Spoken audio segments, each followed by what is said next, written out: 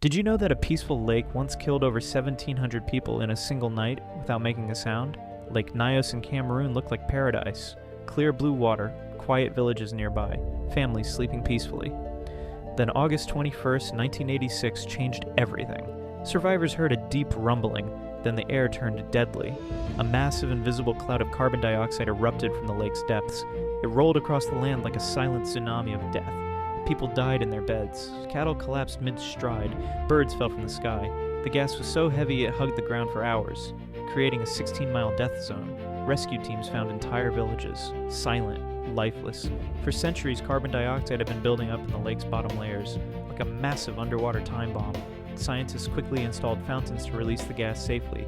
But here's what keeps experts awake at night. 2 other lakes in the region have the same deadly secret. They could explode without warning and kill thousands more.